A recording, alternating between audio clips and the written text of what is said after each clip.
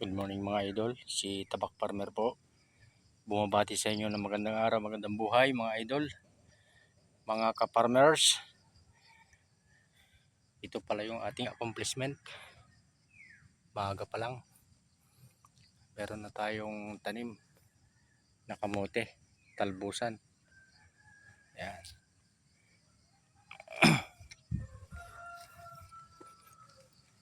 Sayang kasi mga lupa mga idol, kung nakatiwangwang lang, ganyan, wala man lang katanim-tanim, tamnan natin kahit anong uring gulay, anong uring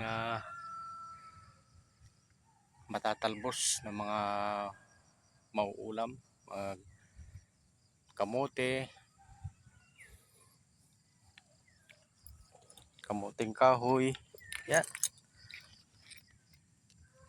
Ang mga pananim na to mga idol, ito yung mga tinatawag na hindi gaanong alagahin at madali lang itong itanim. Yan, kasi baging lang naman yan. Magkabalbaluktot, magkabaliktad. Huwag lang magkabaliktad, huwag lang magkabalbaluktot yung puno. Yan, tatanim ko rin yung gabi na yan sa ating bukid pa rito na walang tanim, may matubig pa. Yan mga idol, nasa 60 square meter din ito, more or less, na ating natamnan. Tumunog na yung ating palaka, laki nun. Yan, kaya mga ka-farmers, kung mayroon kayong mga bakanting lote, linisan nyo, tabasan, pagkatapos tamnan agad para walang mabakanting mga lupa.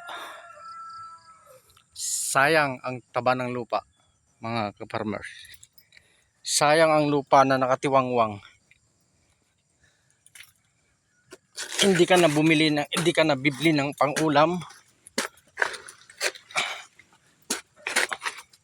putik.